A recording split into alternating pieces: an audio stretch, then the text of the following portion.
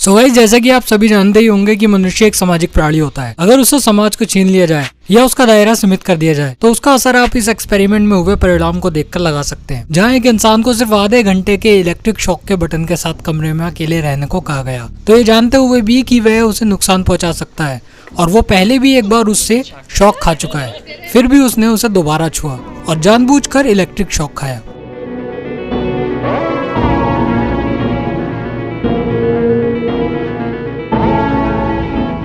नहीं, वो इंसान कोई पागल इंसान नहीं था, बल्कि एक समझदार इंसान था। इसके अलावा भी कई स्टडीज ये दिखा चुकी हैं कि अकेले इंसान के अंदर डिप्रेशन और मानसिक संतुलन बिगड़ने के चांसेस सबसे ज्यादा रहते हैं। और बिल्कुल ठीक यही आप इस समय दुनिया के कई लोगों में देख पा रहे होंगे, क्योंकि इस समय की फैली हुई महामारी ने लोगों को अपने घरों में ही कैद करके रख दिया है। ऐसे में लोगों की फ्रस्ट्रेशन जायज है और नेचुरल है। भले ही लोग इस बात पर कितनी ही मीम और हंसी मजाक क्यों ना बना लें, लेकिन प्रकृति एक सच है।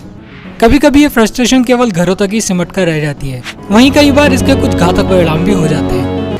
लेकिन अब सवाल ये आता है कि बिल्कुल अलग हुए हाथ को डॉक्टर्स की टीम दोबारा जोड़ने में कैसे कामयाब हुई। इस क्रिया को रिप्लांटेशन कहते हैं।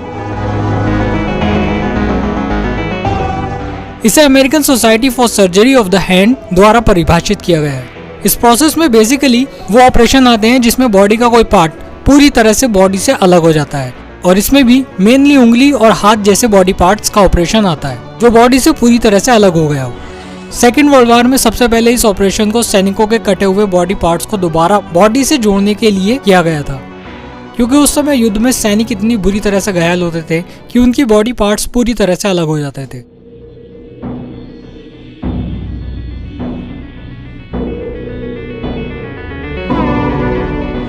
अब आपको बता दें कि ये ऑपरेशन कैसे किया गया, जिसमें उनके पूरी तरह कटे हुए हाथ को ही डॉक्टर्स ने दोबारा पूरी तरह से जोड़ दिया। आपने किसी इलेक्ट्रिक सर्किट को तो देखा ही होगा। उदाहरण के लिए, जब किसी वॉशिंग मशीन को ठीक किया जाता है तो उसे ठीक करने से पहले कई सारे तार काटकर उसके अंदर के कुछ पार्ट्स को बाहर निकालना होता है।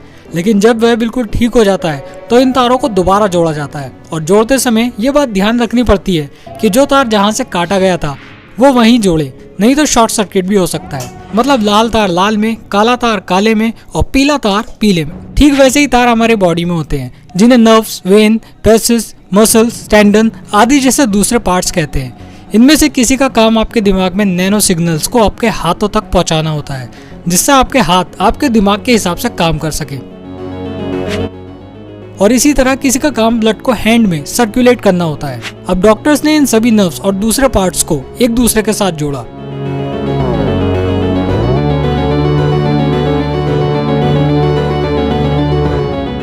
यहाँ डॉक्टर्स की दो टीम काम कर रही थी, जिसमें से एक टीम कटे हुए हाथ पर और दूसरी टीम बॉडी वाले कटे हाथ की जगह पर काम कर रही थी। यहाँ डॉक्टर्स ने बोन फ्रेगमेंट्स यानी कि हड्डियों के टुकड़े को जोड़ने के लिए के वायर का इस्तेमाल किया। के वायर बेसिकली एक स्टील का तार होता है जो अंग्रेजी के लेटर के की आकृति में होता है, जिसे ऐसी जगह पर हड्डियों के टूट जाने पर उन्हें जोड़ने के लिए यूज किया जाता है। एक बार जब ये हड्डियां जुड़ जाती है तो फिर इसे निकाल दिया जाता है। इस समय उनका हाथ पूरी तरह से अचानक काम नहीं कर पाएगा, क्योंकि इस ऑपरेशन के बाद हाथ को काम करने में कुछ महीनों तक का समय लगता है। लेकिन जिस तरह डॉक्टर्स ने इस ऑपरेशन को अंजाम दिया है वो सच में काबिले तारीफ है।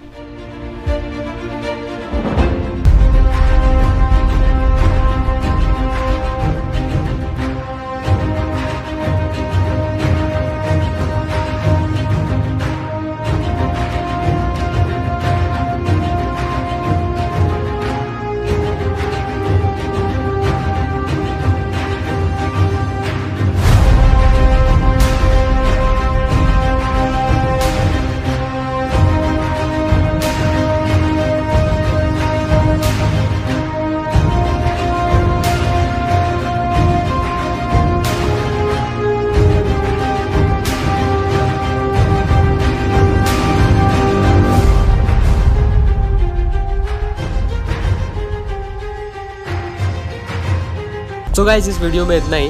आई होप कि आपको ये वीडियो पसंद आई होगी। अगर आपको ये वीडियो पसंद आई है तो लाइक, शेयर और सब्सक्राइब जरूर करें, और मैं मिलता हूँ आपसे नेक्स्ट वीडियो में कुछ ऐसा इंटरेस्टिंग लेकर। Take care. कर लेना नहीं कर लेना, मैं तेरे को टॉफी दूंगा।